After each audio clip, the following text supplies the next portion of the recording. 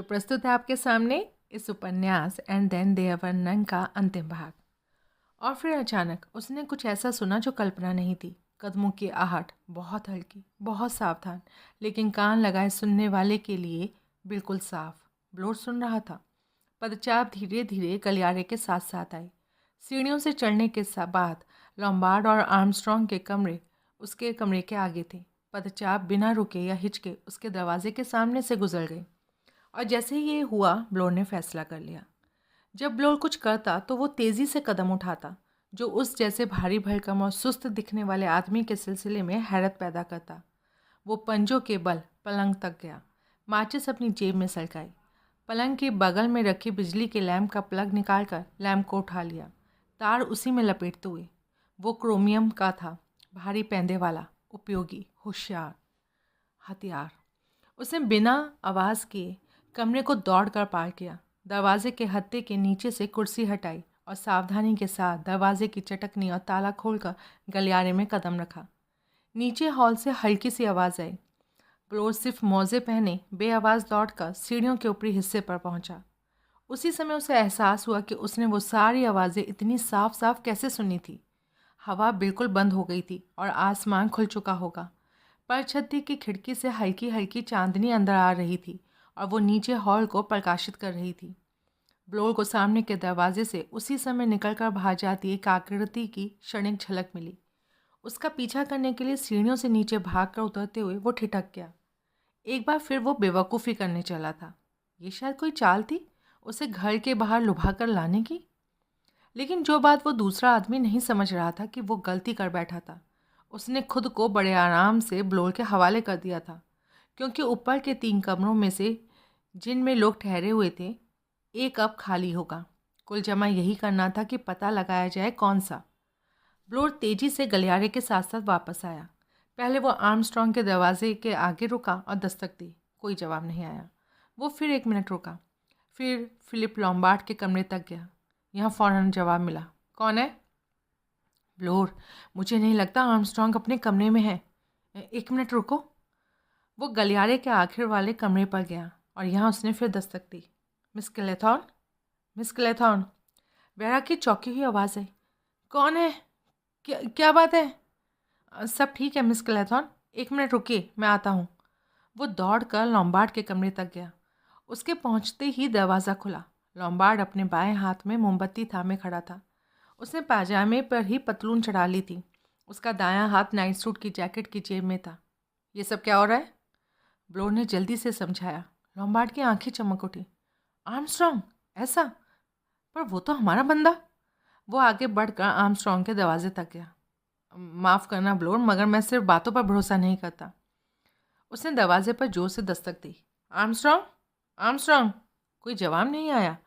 Lombard ने घुटनों के बल बैठकर चाबी के छेद से झाँका। उसने अपनी छोटी उंगली हिचकते हुए छेद के अंदर डाली। दरवाजे के दूसरी तरफ छेद में चाबी नहीं लगी है। इसका मतलब है कि उन्होंने इसे बाहर से बंद किया है और अपने साथ ले गए हैं। फिलिप ने सर हिलाकर हामी भरी। मामूली सावधानी बरतनी है, हम पकड़ लेंगे उसे ब्लोर, इस बार हम उसे पकड़ लेंगे। 1 सेकेंड। वो दौड़कर वेरा के कमरे तक गया। वेरा? हाँ, हम आर्मस्ट्रॉन्ग को खोज रहे हैं। वो अपने कमरे के बाहर हैं। तुम चाहे जो करो, पर कमरे का दरवाज़ा मत खोलना, समझी? हाँ, समझ गई। अगर आर्मस्ट्रॉन्ग आए और कहे कि मैं मारा गया हूँ या ब्लोर मारा गया है, तो कोई ध्यान मत देना, ठीक है? अपना दरवाज़ा तभी खोलना अगर मैं और ब्लोर दोनों तुमसे बात करें, ओके? हाँ, मैं एकदम बेवकूफ़ नहीं हूँ। हाँ हाँ, बढ़िया। वो ब्लोर से आ मिला और अब आर्मस्ट्रॉन्ग के पीछे। चलो, ब्लोर ने कहा। हमें होशियार रहना होगा, याद है उसके पास रिवॉल्वर है। सीढ़ियों से सरपट उतरते हुए फिलिप लॉम्बार्ड दबी हुई हंसी हंसा। यहीं तुम गलत हो। उसने सामने का दरवाज़ा खोला और कहा, देखो, चिटकनी पीछे खिसकाई हुई है ताकि वो दोबारा आसानी से अंदर आ सके। उसने बात जारी रखी। और वो रिवॉल्वर मेरे पास है। उसने बात करते हुए उसे जेब से आधा बाहर निकाला। आज रात देखा कि वापस मेरे दराज में रख दिया गया था। ब्लोर दरवाजे के दहलीज पर ठिठक कर जम गया। उसके चेहरे के भाव बदल गए। फिलिप लॉम्बार्ड ने ये देख लिया। बेवकूफ़ी छोड़ो ब्लोर, मैं तुम्हें गोली नहीं मारने जा रहा। चाहो तो जाकर अपने को कमरे में बंद कर लो। मैं आर्मस्ट्रॉन्ग के पीछे जा रहा हूँ। वो चांदनी में आगे बढ़ गया। मिनट भर के पशोपेश के बाद ब्लोर भी उसके पीछे पीछे चल दिया। उसने खुद से कहा, मेरा ख्याल है मैं अपनी मुसीबत खुद ही बुला रहा हूँ। आखिरकार उसने अब से पहले रिवॉल्वर से लैस मुजुर्मों से दो दो हाथ किए हुए थे। ब्लोर में और जो भी कमियां हों, साहस की कमी नहीं थी। उसे खतरा दिखाओ तो वो हिम्मत के साथ उससे जूझता। उसे खुले हुए खतरे का खौफ नहीं था, सिर्फ अनाम खतरे का, और उसका भी जिसमें कुछ गैर कुदरती और रहस्यमय हो। वेरा, जो नतीजों के इंतजार में पीछे छोड़ दी गई थी, उठी और कपड़े पहनकर तैयार हो गई। उसने एक या दो बार दरवाजे पर निगाह डाली। वो उम्दा ठोस दरवाज़ा था। उसमें चटकनी भी लगी थी और ताला भी, और लकड़ी की एक कुर्सी हत्थे के नीचे अड़ाई गई थी। उसे ज़बरदस्ती तोड़कर खोलना संभव नहीं था। निश्चय ही डॉक्टर आर्मस्ट्रॉन्ग उसे नहीं खोल सकते थे। वो शारीरिक रूप से शक्तिशाली नहीं थे। अगर वो आर्मस्ट्रॉन्ग की जगह होती, मन में हत्या का इरादा लिए, तो वो ताकत नहीं तरकीब भिड़ाती। वेरा ने अपनी दिलचस्पी के लिए उन साधनों पर विचार करना शुरू किया जिन्हें डॉक्टर आर्मस्ट्रॉन्ग आजमा सकते थे। हो सकता था कि वो, जैसा कि फिलिप ने सुझाया था, ऐलान करें कि दूसरे दोनों आदमियों में से एक मर चुका था। ये संभव है कि वो खुद बुरी तरह घायल होने का नाटक करें, करहाते हुए अपने को घसीट कर उसके दरवाजे तक ले आए। और भी संभावनाएं थी। वो उसे सूचित कर सकते थे कि घर में आग लग गई थी। इससे भी आगे, वो घर को आग लगा भी सकते थे। हाँ, ये एक संभावना हो सकती थी।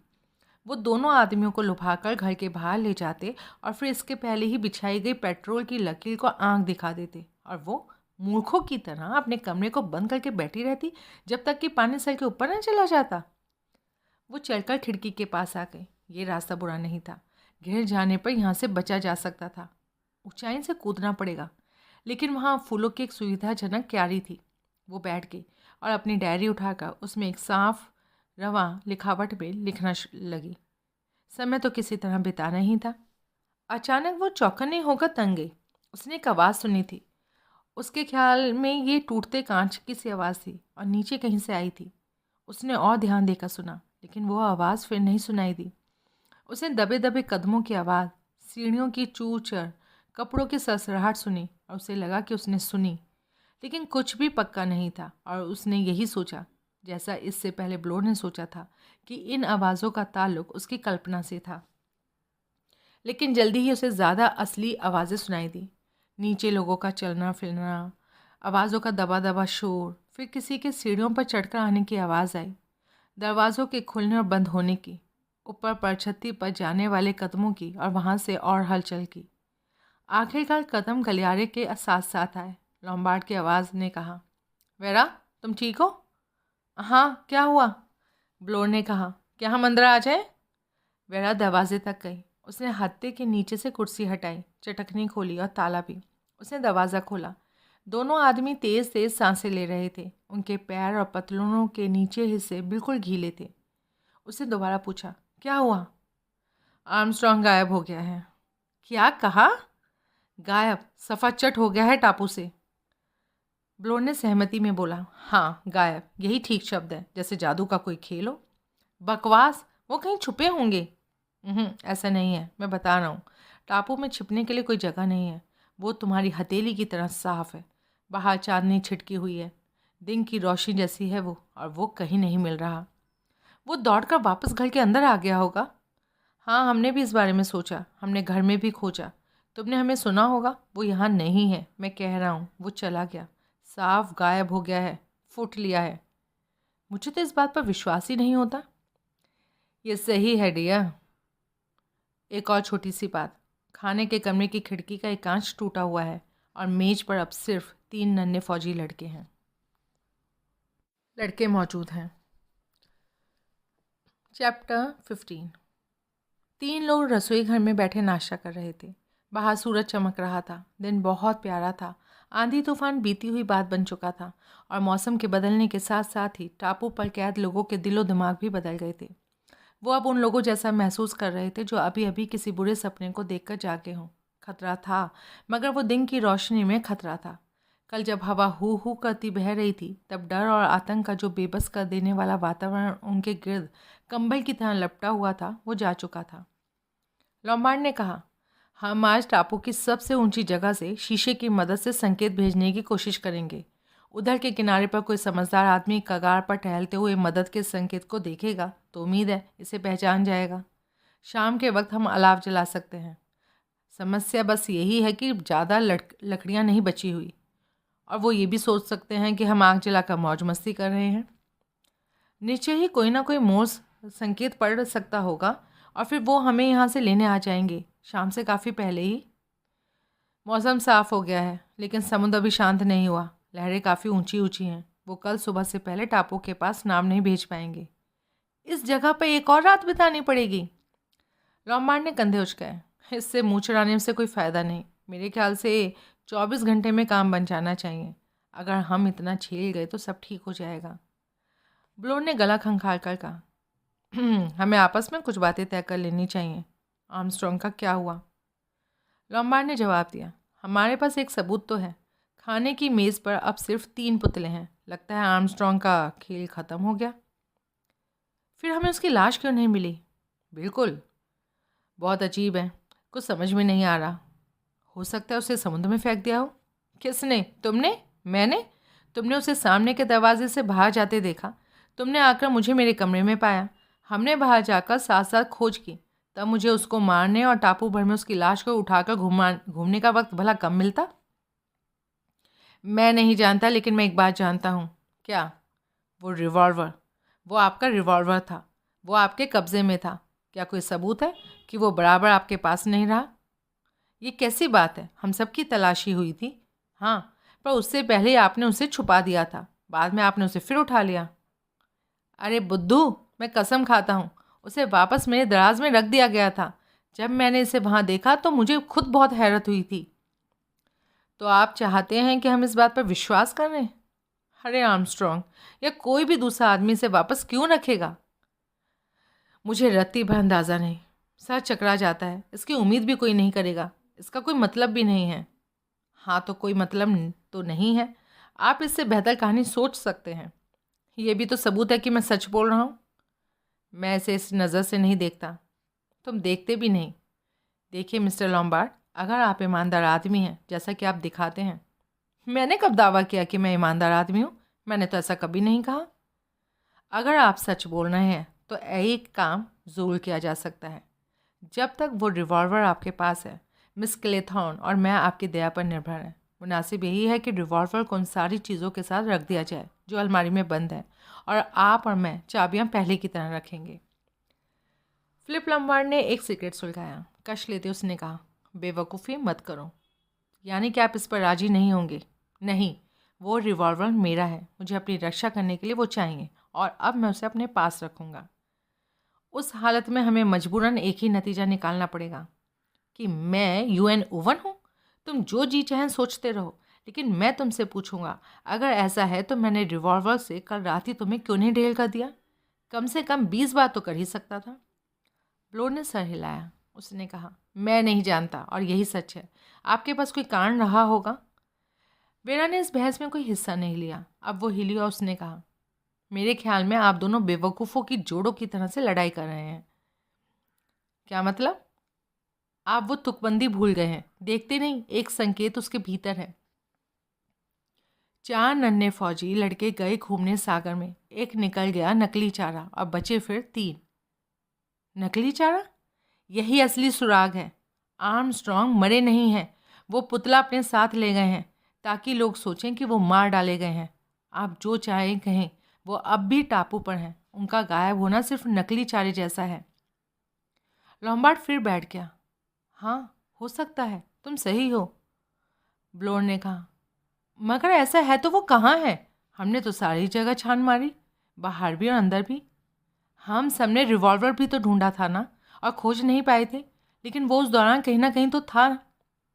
लेकिन एक आदमी और रिवॉल्वर के बीच लंबाई चौड़ाई का कितना फ़र्क है, ये भी तो देखो। मुझे इसकी परवाह नहीं है। मुझे यकीन है कि मैं सही हूँ, ब्लोर ने बुदबुदा कर कहा। अपनी पोल आप ही खोल रहा था, नहीं? तुकबंदी में नकली चारे का जिक्र करके वो इसे दूसरी तरह लिख सकता था।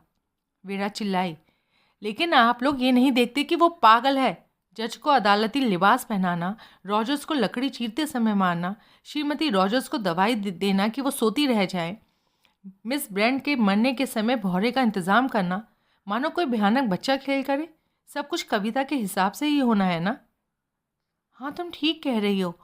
उसने मिनट भर के लिए ब्लोर ने सोचा। हर हाल में टापू पर कोई चिड़ियाघर तो है नहीं, उसे तुकबंदी के इस हिस्से पर परेशानी होगी। देखते नहीं, हम लोग ही तो चिड़ियाघर हैं। कल रात हम इंसान कहाँ रह गए थे? हम ही चिड़ियाघर हैं। सुबह का समय उन्होंने कगार पर गुजारा और बारी बारी से शीशे की मदद से उस किनारे सूरज की रोशनी के जरिए संकेत भेजने की कोशिश की। ऐसी कोई निशानी नहीं दिखी कि किसी ने उन्हें देखा। कोई जवाबी संकेत नहीं आया। दिन उम्दा है या हल्की सी धुंध थी। नीचे समुद्र में ऊंची ऊंची लहरें थी। कोई नाव नहीं निकली थी। उन्होंने टापू पर एक बार और खोजबीन की, पर कोई नतीजा नहीं निकला। गायब हुए डॉक्टर का कुछ अता पता नहीं था। जहाँ वो खड़े थे वहाँ से वेरा ने ऊपर देखा। हल्के से रुंधे गले के साथ उसने कहा, यहाँ बाहर खुले में कितना सुरक्षित महसूस होता है। आइए, हम घर के अंदर अब जाएं ही नहीं। लॉम्बार्ड ने कहा, बुरा ख्याल नहीं है, यहाँ हम काफ़ी सुरक्षित हैं। कोई हम तक पहुँचे इससे बहुत पहले ही हम उसे देख लेंगे, तो हम यहीं रहेंगे। ब्लोर ने कहा, रात तो कहीं गुजारनी होगी ना, हमें घर के अंदर जाना होगा। वेरा को कपकपी आई। मैं इसे बर्दाश्त नहीं कर सकती, एक रात और काटनी मुश्किल लग रही है। फिलिप ने कहा, तुम अपने कमरे में बंद सुरक्षित रहोगी। ऐसे ही लगता है। उसने अपनी बाहें फैलाई और कहा, कितना अच्छा है फिर से धूप में आना। कितनी अजीब बात है, मैं लगभग खुश हूँ और फिर भी मेरे ख्याल में मुझ पर खतरा है। जाने कैसे, अब किसी बात से कोई फ़र्क नहीं पड़ता। दिन की रोशनी में नहीं, मुझे अपने अंदर ताकत का एहसास होता है। लगता है मैं मर नहीं सकती। ब्लोर अपनी घड़ी को देख रहा था। 2 बज रहे हैं। खाने के बारे में क्या सोचा? मैं तो घर के अंदर नहीं जा रही, यहीं खुले में रहूँगी। अरे ज़िद छोड़ो मिस क्लेथॉन, अपनी ताकत तो बनाए रखनी है ना। मैं डिब्बा बंद खाना खा खा कर तंग आ गई हूँ। मुझे खाना नहीं चाहिए। लोग जब उपवास करते हैं तो कई दिनों तक बिना खाए रह लेते हैं। खैर, मुझे तो नियमित खाना चाहिए। आप क्या करेंगे मिस्टर लॉम्बार्ड? पता है, मुझे भी डब्बा बंद खाने की बात कुछ जम नहीं रही।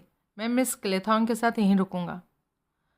ब्लोर हिचकिचाया। वेरा बोली, मैं ठीक रहूँगी। मुझे नहीं लगता कि तुम्हारे जाते ही ये मुझे गोली मार देगा, अगर तुम्हें इसी का डर है तो। आप कहती हैं तो ठीक है, पर हमने तय किया था कि हमें अलग अलग नहीं होना चाहिए। तुम ही हो जो शेल की मान में जाना चाहते हो। तुम चाहो तो मैं तुम्हारे साथ चल सकता हूँ। नहीं नहीं, तुम यहीं रहो।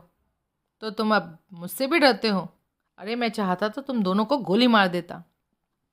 हाँ, लेकिन तब तक योजना के मुताबिक नहीं होता ना। एक एक करके जाना है और एक ख़ास ढंग से ये सब होना है। खैर, लगता है तुम्हें इस बारे में सब कुछ पता है। अलबत्ता अकेले उस घर में जाने से थोड़ी घबराहट तो होती ही है। और इसलिए क्या मैं तुम्हें अपना रिवॉल्वर उधार दूंगा? नहीं, मैं नहीं दूंगा। इतनी आसानी से तो बिल्कुल नहीं। ब्लोर ने कंधे उचकाए और घर की तरफ तीखी चढ़ाई चढ़ने लगा। लॉम्बार्ड ने धीरे से कहा, चिड़ियाघर में खाने का समय हो गया। जानवर अपनी आदतों के पक्के होते हैं। वेरा ने चिंतित स्वर में कहा, ये जो कर रहा है ना, उसमें बहुत जोखिम नहीं है? जिस अर्थ में तुम कह रही हो। नहीं, मैं नहीं समझता। आर्मस्ट्रॉन्ग के पास कोई हथियार नहीं है, और वैसे भी ब्लोर ताकत में उससे दुगना है और एकदम होशियार है। और फिर यह असंभव है कि आर्मस्ट्रॉन्ग घर के अंदर हो। मैं जानता हूँ वो नहीं है, लेकिन फिर और क्या जवाब हो सकता है? ब्लोर है अभी, फिलिप ने आहिस्ता से कहा। ओह, क्या तुम सचमुच सोचते हो कि? सुनो वेरा, तुमने ब्लोर की कहानी सुनी। तुम्हें ये मानना होगा कि अगर वो सही है तो आर्मस्ट्रॉन्ग के गायब होने में मेरा कोई हाथ नहीं हो सकता। उसकी कहानी मुझे बेगुनाह साबित कर देती है, लेकिन उसे तो नहीं करती। हमारे पास सिर्फ उसका बयान है कि उसने कदमों की आहट सुनी और एक आदमी को नीचे उतरते और सामने के दरवाजे से बाहर जाते देखा। ये सब झूठ भी तो हो सकता है। हो सकता है वो उससे कुछ घंटे पहले ही आर्मस्ट्रॉन्ग को निपटाया हो। कैसे? लॉम्बार्ड ने कंधे उचकाए। ये हम नहीं जानते, लेकिन अगर तुम मुझसे पूछो तो हमें सिर्फ एक खतरे से बचना है, और वो खतरा ब्लोर है। हम उस बंदे के बारे में क्या जानते हैं? कुछ भी नहीं। वो सारी पूर्व इंस्पेक्टर वाली कहानी भी उड़ी उड़ाई हो सकती है। वो कुछ भी हो सकता है। पागल, लखपति, खिसका हुआ व्यापारी, या पागल खाने से भागा कोई रोगी। एक बात पक्की है, वो इनमें से हर जुर्म कर सकता था। वेरा का चेहरा पीला पड़ गया। उसने हाँफती हुई आवाज़ में पूछा, और फर्ज करो वो हमें भी शिकार बनाए तो?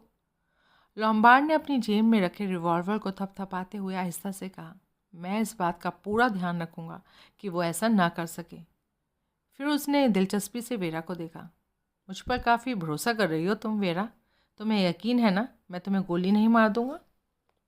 वेरा बोली, किसी पर तो भरोसा करना ही होगा। मेरा अब भी यही ख्याल है कि तुम ब्लोर के सिलसिले में गलत हो। मैं अब भी यही सोचती हूँ कि वो आर्मस्ट्रॉन्ग है। वो अचानक उसकी तरफ मुड़ी। क्या तुम्हें ऐसा महसूस नहीं होता हर समय कि कोई है, कोई निगरानी रखता हुआ इंतज़ार कर रहा है? लॉम्बार्ड ने धीरे से कहा, यह सब नसों का खेल है। इसका मतलब है कि तुम्हें भी महसूस होता है? वो हल्के से कांपी। फिर वो झुक कर थोड़ा और करीब हो गई। अच्छा ये बताओ कि तुम्हें ऐसा नहीं लगता? वो रुक गई। फिर उसने आगे कहा, मैंने ना कभी एक कहानी पढ़ी थी सुप्रीम कोर्ट के 2 जजों के बारे में, जो एक छोटे से अमेरिकी शहर से आए। वो न्याय करते थे, पूरा न्याय, क्योंकि वो इस दुनिया के नहीं थे। लॉम्बार्ड ने अपनी भवें चढ़ाई। उसने कहा, स्वर्ग के यात्री? नहीं, मैं गैर कुदरती चीज़ों में विश्वास नहीं करता। ये मामला तो काफ़ी इंसानी है।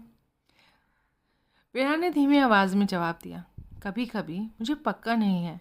लॉम्बार्ड ने उसकी तरफ देखा। उसने कहा, वो अंतरात्मा है। पल भर की खामोशी के बाद उसने बहुत आहिस्ता से कहा, तो तुमने उस बच्चे को सचमुच डुबो दिया था आखिरकार? मैंने नहीं डुबोया था, नहीं, बिल्कुल नहीं। तुम्हें ऐसा कहने का कोई हक नहीं। तुमने वही किया था। पता नहीं क्यों मैं कल्पना नहीं कर पाता। शायद इस सब में कहीं कोई आदमी भी था। क्या यही बात थी?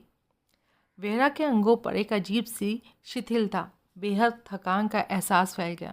उसने बेजान आवाज़ में कहा, हाँ, एक आदमी था। लॉम्बार्ड ने नरमी से कहा, बस मैं यही जानना चाहता था। अचानक वेरा उठ बैठी। वो चिल्लाकर बोली, ये क्या आवाज़ थी? भूचाल तो नहीं था? लॉम्बार्ड ने कहा, नहीं नहीं, अजीब बात है। एक धमाके से ज़मीन हिली और मैंने सोचा, क्या तुमने चीखने की कोई आवाज़ सुनी? मैंने तो सुनी। वो एक टक मकान की तरफ देखते रहे। लॉम्बार्ड ने कहा, आवाज़ वहाँ से आई थी। बेहतर होगा हम ऊपर जाकर देखें। नहीं नहीं, मैं नहीं जा रही। तुम्हारी मर्जी, मैं तो जा रहा हूँ। ठीक है, मैं तुम्हारे साथ चलती हूँ। वो चढ़ाई चढ़कर घर तक पहुँचे। धूप में टेरेस शांत और खतरे से रही दिखाई दे रही थी। वो मिनट भर वहाँ रुके। फिर सामने के दरवाजे से अंदर दाखिल होने की बजाय उन्होंने सावधानी से मकान का एक चक्कर लगाया। वहीं उन्हें ब्लोर मिला। वो मकान के पूर्वी तरफ पत्थर की टेरेस पर हाथ पैर फैलाए चित पड़ा था। उसका सर संगमरमर के एक बड़े से ढोंके से कुचला और चूर चूर था। फिलिप ने ऊपर देखा। ये ठीक ऊपर वाली खिड़की किसकी है? वेरा ने धीमी कांपती हुई आवाज़ से कहा, ये तो मेरी है। और ये तो वो घड़ी है जो मेरी अंगीठी पर रखी थी। अब मुझे याद आया, वो भालू की शक्ल में बनी थी। उसने दोहराया और उसकी आवाज़ थरथराई और कांपती रही। वो भालू की शक्ल में बनी थी। फिलिप ने उसका कंधा पकड़ा। उसने उत्कट और गंभीर आवाज़ में कहा, तय हो गया। आर्मस्ट्रॉन्ग घर के अंदर कहीं छुपा हुआ है। मैं उसे दबोचने जा रहा हूँ। लेकिन वेरा उससे चिपक गई। चिल्लाकर बोली, पागल मत बनो, अब हमारी बारी है। वो चाहता है कि हम उसे खोजें। उसने इसी पर दाव लगा रखा है। फिलिप रोक गया। हाँ, इस बात में कुछ दम है। बहरहाल अब तुम मानते हो ना कि मैं सही थी? लॉम्बार्ड ने सर हिलाकर हामी भरी।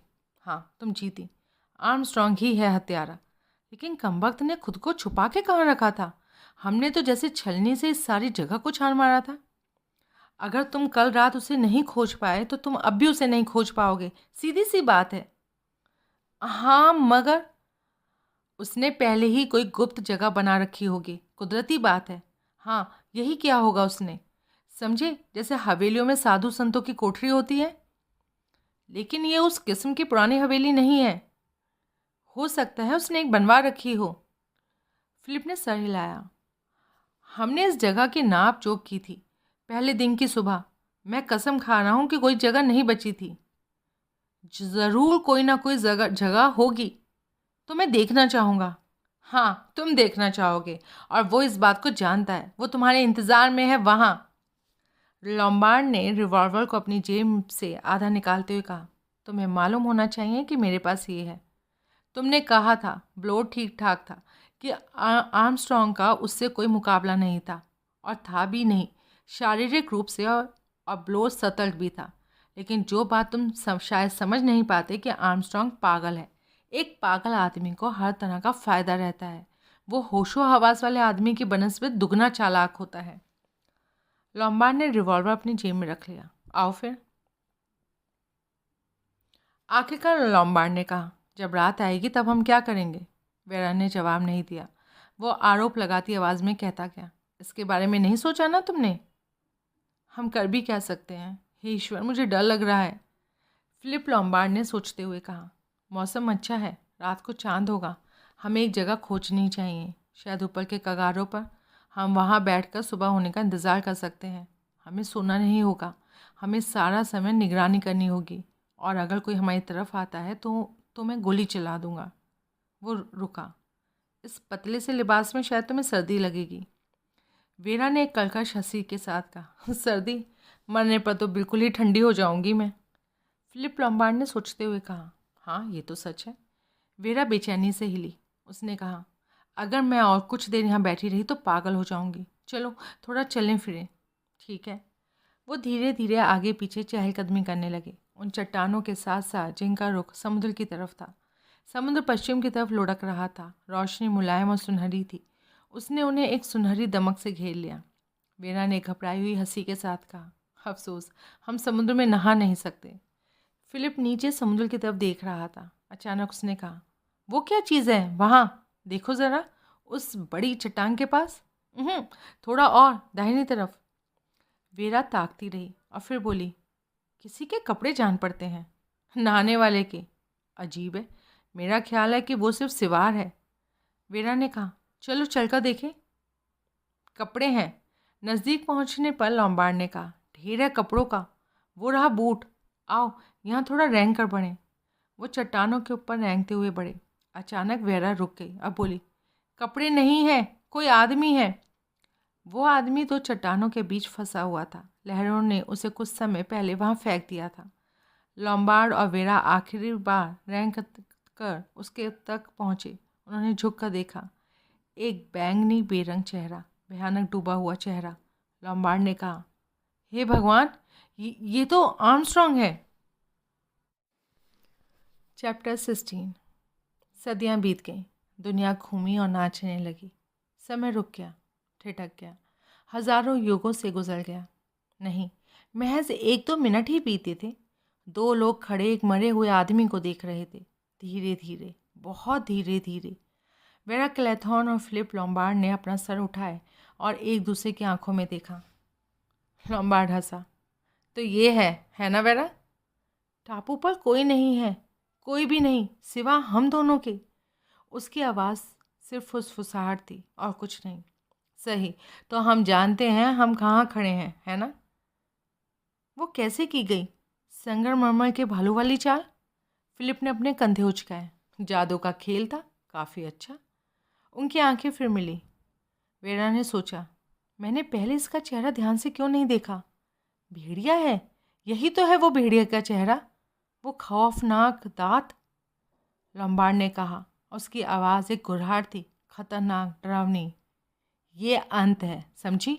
हम सच्चाई तक पहुंच गए हैं अब, और ये अंत है। वेरा ने आहिस्ता से जवाब दिया, मैं समझती हूँ। उसने समुद्र की ओर देखा। जनरल मैकार्थर भी तो समुद्र की तरफ देखते रहे थे। कब? कल ही की तो बात थी, या उससे 1 दिन पहले की। उन्होंने भी तो यही कहा था कि ये अंत है। उन्होंने उसे स्वीकार करते हुए कहा था, लगभग स्वागत सा करते हुए। लेकिन वेरा के अंदर इन शब्दों ने, इस ख्याल ने विरोध पैदा किया था। विरोध करने की भावना उकसाई थी। नहीं, इसे अंत नहीं होना चाहिए। उसे नीचे मरे हुए आदमी की तरफ देखा, बोली, बेचारे डॉक्टर आर्मस्ट्रॉन्ग। ये क्या है, औरतों वाली दया? क्या गलत है? तुम में दया नहीं? मेरे अंदर तुम्हारे लिए कोई दया नहीं, उम्मीद मत रखना। वेरा ने एक बार फिर नीचे लाश की तरफ देखा। हमें इनको यहाँ से हटाना चाहिए, ऊपर मकान तक ले जाना चाहिए, दूसरे शिकारों में शामिल किए जाने के लिए शायद। सब कुछ करीने और तरतीब से। जहाँ तक मेरा सवाल है, ये जहाँ हैं वहीं रह सकते हैं। हर हाल में आओ इन्हें समुद्र की लहरों से तो दूर ले जाएं। हाँ, अगर तुम ऐसा ही चाहती हो। वो झुका, उसने लाश को खींचा। वेरा भी झुककर उसकी मदद करने लगी। उसने भी भरसक खींचने की कोशिश की। ये इतना आसान काम नहीं है, लॉम्बार्ड हांफते हुए बोला। किसी तरह वो लाश को खींचकर पानी की पहुंच से दूर ले आए। हो गई तसल्ली? काफ़ी कुछ। उसके लहजे से फिलिप के दिमाग में घंटी सी बजी। वो तेजी से घूमा। जेब पर हाथ मारते ही उसे एहसास हो गया कि वहाँ उसे कुछ नहीं मिलने वाला। वेरा 1-2 गज पीछे हट गई और रिवॉल्वर हाथ में लिए उसके सामने खड़ी थी। तो ये वजह थी तुम्हारी औरतों जैसी हमदर्दी की? तुम मेरी जेब खाली करना चाहती थी? वेरा ने सर हिलाया। उसने रिवॉल्वर मजबूती से पकड़ रखा था, बिना हिलाए। मौत अब फिलिप लॉम्बार्ड के बहुत करीब थी। उसे पता था कि इतनी पास वो कभी नहीं आई थी, फिर भी वो कभी हारा नहीं था। ये रिवॉल्वर मुझे दे दो, वेरा हंसी। चलो भी, दे दो इसे मुझे। उसका तेज़ दिमाग काम कर रहा था। क्या करे, कौन सा रास्ता अपनाए, कौन सा तरीका उसे बातों में लगाए, निश्चित कर दे या तेजी से लपके। सारी जिंदगी लॉम्बार्ड ने जोखिम वाला रास्ता चुना था, अब भी उसने वही चुना। उसने धीरे धीरे बहस करने के अंदाज में बात की। अब मेरी बात तो सुनो, दरअसल मामला ये है। और फिर वो लपका, तेंदुए हुए किसी तेजी से, बिल्लियों की तरह, और बिना सोचे वेरा ने घोड़ा दबा दिया। लॉम्बार्ड का कूदता हुआ शरीर छलांग के बीच हवा में रुक गया और फिर धमाके के साथ ज़मीन पर आ गिरा। वेरा सतर्क होकर आगे बढ़ी। रिवॉल्वर उसके हाथ में तैयार था, लेकिन सावधानी की कोई ज़रूरत नहीं थी। फिलिप लॉम्बार्ड मर चुका था। गोली उसके दिल को चीरती हुई चली गई थी। वेरा पर राहत छा गई, भारी बेमिसाल राहत। आखिरकार वो ख़त्म हो चुका था। अब कोई डर नहीं था। नसों को लगातार मजबूती से ताने रखने की कोई ज़रूरत नहीं थी। वो टापू पर अकेली थी, 9 लाशों के साथ अकेली। लेकिन इससे क्या फ़र्क पड़ता था, वो तो जिंदा थी। वेरा वहीं बैठी रही, बेहद खुश, पूरी तरह शांत। अब कोई डर नहीं। सूरज डूब रहा था जब वेरा आखिरकार हिली। महज प्रतिक्रिया ने उसे बेहरकत बनाए रखा था। उसके अंदर सुरक्षा की शानदार भावना के सिवा और किसी बात के लिए जगह नहीं थी। अब उसे एहसास हुआ कि उसे भूख लगी थी और नींद आ रही थी। ज़्यादा जोर नींद का था। वो छलांग लगाकर पलंग पर लेट जाना चाहती थी ताकि सो सके। हाँ, सो सके, सो सके, निर्भय होकर सो सके, क्योंकि वो अब टापू पर अकेली थी। एक नन्हा फौजी लड़का रह गया, निपट अकेला। वो अपने से मुस्कुराई। वो सामने के दरवाजे से अंदर दाखिल हुई। घर भी अजीब ढंग से शांत महसूस हुआ। वेरा ने सोचा, जब लगभग हर कमरे में एक लाश पड़ी हुई हो तो आमतौर पर कुछ सोने की नहीं सोचता। क्या वो रसोई घर में जाकर अपने लिए खाने का कुछ बंदोबस्त करे? वो पल भर हिचकिचाई, फिर उसने इरादा छोड़ दिया। वो सचमुच बहुत थक गई थी। वो खाने के कमरे के पास गई। मेज़ के बीचों बीच अब भी चीनी मिट्टी के 3 पुतले बचे थे। वेरा हंसी। उसने कहा, तुम लोग समय से पीछे चल रहे हो दोस्तों। उसने 2 पुतले उठाए और उन्हें खिड़की के बाहर फेंक दिया। उसने उन्हें बाहर टेरेस के पत्थर के फर्श पर चूर चूर होते सुना। तीसरा नन्हा सा पुतला उसने उठाकर हाथों में ले लिया। तुम मेरे साथ आ सकते हो प्यारे, हम जीत गए हैं, हम जीत गए हैं। शाम की मंद होती रोशनी हॉल में अंधेरा बढ़ा रही थी। छोटे से पुतले को हाथ में पकड़े वेरा सीढ़ियाँ चढ़ने लगी, धीरे धीरे, क्योंकि अचानक उसकी टांगें बहुत थक गई थी। एक नन्हा फौजी लड़का रह गया, निपट अकेला। कैसे ख़त्म होती थी ये तुकबंदी? हाँ, उसकी हो गई शादी, फिर तो बाकी बचा ना कोई। शादी, अजीब है, कैसे अचानक उसे फिर ये एहसास हुआ कि ह्यूगो इस घर में था। बहुत गहरा एहसास। हाँ, ह्यूगो ऊपर था, उसका इंतज़ार कर रहा था। वेरा ने खुद से कहा, बेवकूफ़ी मत करो, तुम इतनी थक गई हो कि अजीबोगरीब बातों की कल्पना करने लगी हो। धीरे धीरे सीढ़ियों के ऊपर पहुंचकर कोई चीज़ उसके हाथ से छूटकर कालीन पर बेआवाज़ गिर गई। उसने ध्यान नहीं दिया कि उसने रिवॉल्वर गिरा दिया था। उसे सिर्फ इतना ध्यान था कि उसने चीनी मिट्टी का एक पुतला पकड़ रखा था। घर कितना खामोश था, तो भी वो खाली नहीं लग रहा था। ह्यूगो ऊपर उसका इंतज़ार कर रहा था। एक नन्हा फौजी लड़का रह गया, निपट अकेला। क्या थी वो आखिरी पंक्ति? शादी के बारे में थी शायद, या फिर किसी और चीज़ के बारे में। वो अब अपने कमरे के दरवाजे पर आ गई। ह्यूगो अंदर उसका इंतज़ार कर रहा था। उसे इसका पूरा विश्वास था। उसने दरवाज़ा खोला। उसके मुंह से सांस निकली। ये क्या था? छत की कटिया से लटकता हुआ रस्सी जिसमें फंदा था, बिल्कुल तैयार, और खड़े होने के लिए कुर्सी, एक कुर्सी जिसे पैरों की ठोकर से गिराया जा सकता था। हीगो यही चाहता था। और फिर उस तुकबंदी की आखिरी पंक्ति भी तो थी। उसने फंदा लगा लिया, फिर बाकी बचा ना कोई। चीनी मिट्टी का वो नन्हा पुतला उसके हाथों से गिर गया। वो बिना रुके लुढ़कता चला गया और आतिशदान के जंगले से टकराकर टूट गया। मशीनी ढंग से वेरा आगे बढ़ी। ये अंत था। यहाँ जहाँ उस ठंडे गीले हाथ, स्वाभाविक रूप से सिरिल के हाथ ने उसके गले को छुआ था। तुम चट्टान तक जा सकते हो सिरिल। यही थी हत्या, इतनी आसान। लेकिन बाद में सब कुछ याद आता रहता। वो कुर्सी पर चढ़ गई। उसकी आंखें नींद में चलने वालों की तरह सीधे सामने देख रही थी। उसने फंदे को अपनी गर्दन में डालकर गांठ को कसा। हीगो ये देखने के लिए वहाँ था कि वीरा को जो करना था वो उसे पूरा करे। उसने कुर्सी को ठोकर मारकर परे कर दिया। उपसंहार।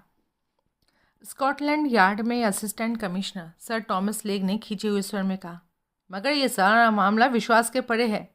इंस्पेक्टर मेन ने अदब से कहा, मैं जानता हूँ सर। असिस्टेंट कमिश्नर ने आगे कहा, एक टापू पर 10 लाशें और कोई जिंदा आदमी नहीं, इसका कोई मतलब नहीं निकलता। इंस्पेक्टर मेन ने धीरे से कहा, इसके बावजूद सर ऐसा ही हुआ है। जो भी हो मेन, किसी ने तो उन्हें मारा होगा ना। यही तो हमारी प्रॉब्लम है सर। डॉक्टर की रिपोर्ट से कुछ मदद नहीं मिली? नहीं सर, वॉलग्रेव और लॉम्बार्ड को गोली मारी गई थी। वॉलग्रेव के सर में और लॉम्बार्ड को सीने में। मिस ब्रेंट और मॉन्स्टन की मौत साइनाइड जहर से हुई थी, श्रीमती रॉजर्स क्लोरल की ज़रूरत से ज़्यादा खुराक लेने के कारण। रॉजर्स के सर को चीर दिया गया था। ब्लोर का सर कुचला गया था। आर्मस्ट्रॉन्ग डूबने से मरा। मैकार्थर की खोपड़ी को पीछे से वार करके तोड़ दिया गया था और वेरा क्लोथॉन ने उसको फांसी पर लटकाया गया था। बुरा मामला है सारे का सारा। असिस्टेंट कमिश्नर 1-2 मिनट तक सोचते रहे और फिर चिड़चिड़ा कर बोले, तुम्हारा मतलब है कि तुम्हें स्टिकर हेवन के लोगों से कुछ भी ऐसा नहीं मिला जो मददगार साबित हो? वो कुछ ना कुछ तो जानते होंगे। वो भले मामूली समुद्र के सहारे जीने वाले लोग हैं सर। उन्हें पता है कि टापू ओवेन नाम के एक आदमी ने खरीदा था और इससे ज़्यादा उन्हें कुछ नहीं पता। टापू पर रसद वगैरह किसने पहुंचाई और दूसरे ज़रूरी बंदोबस्त किसने किए? मॉरिस नाम का बंदा, आइजैक मॉरिस। और इस सब के बारे में उसका क्या कहना है? वो कुछ नहीं कह सकता सर, क्योंकि वो मर चुका है। असिस्टेंट कमिश्नर ने त्योरियां चढ़ाई और मुंह बिगाड़ा। क्या हमें इस मॉरिस के बारे में कुछ पता है? जी हाँ सर, हम उसके बारे में जानते हैं। वो कोई साफ़ सुथरा बंदा नहीं था। ये मिस्टर मॉरिस 3 साल पहले वो बेनिटो की शेयर संबंधी जालसाजी में मुब्तला था।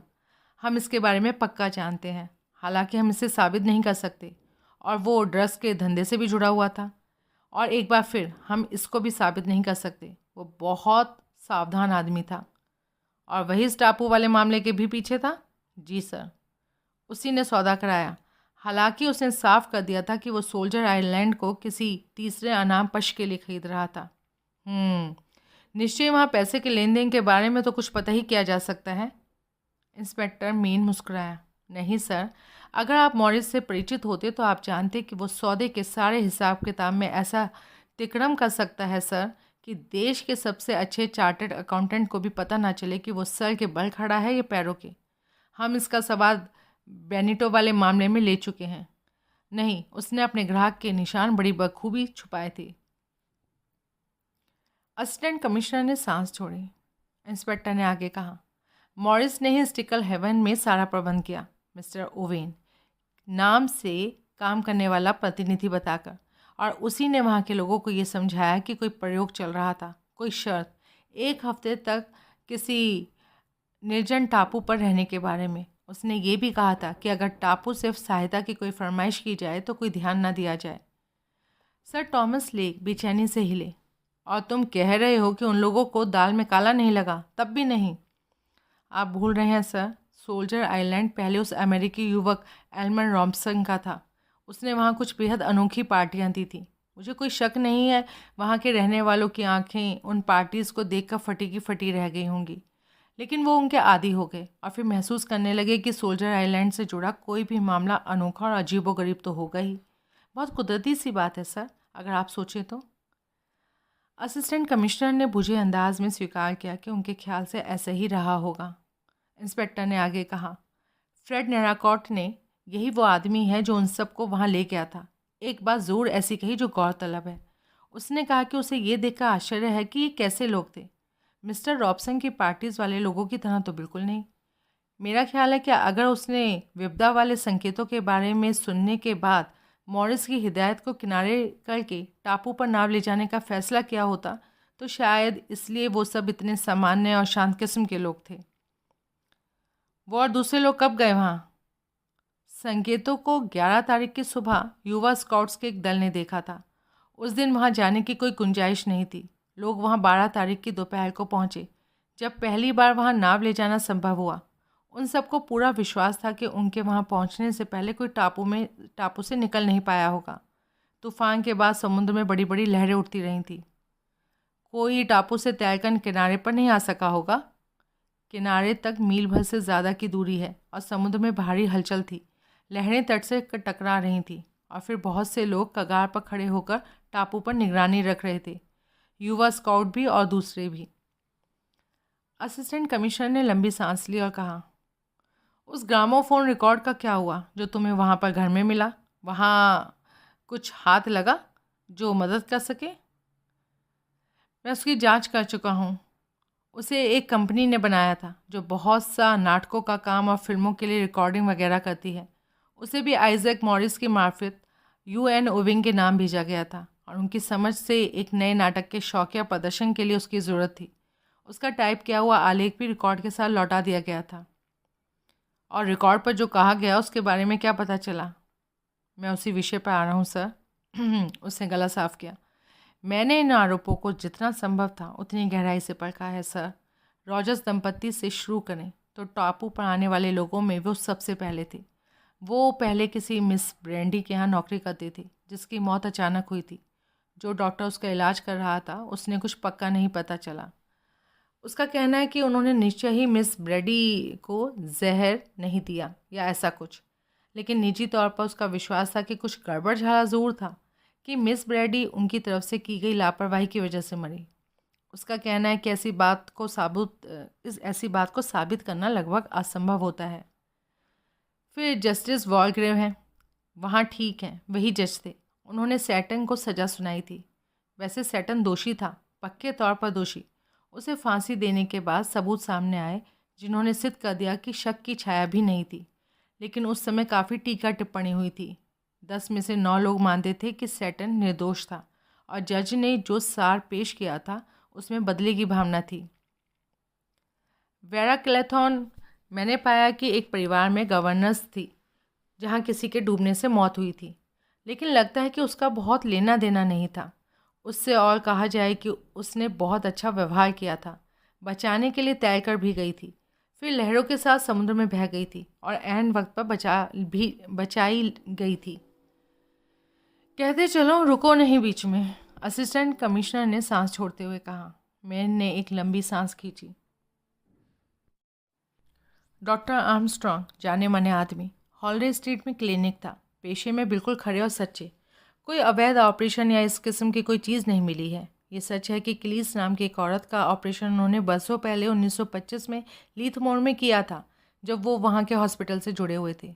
पेट की सूजन थी और ऑपरेशन के दौरान वो मर गई। हो सकता है ऑपरेशन के समय वो इतने कुशल ना हों। आखिरकार उनका अनुभव भी ज़्यादा नहीं था, लेकिन बेढंगा अपराध तो नहीं है, कोई और कारण भी नहीं था। फिर मिस एमिली ब्रेंट, एक लड़की बेatrice टेलर उनके यहाँ काम करती थी। बच्चा ठहर गया, मार्किन द्वारा निकाल ली गई और जाकर डूब मरी। कोई अच्छी घटना नहीं थी, लेकिन निश्चय ही अपराध भी नहीं था।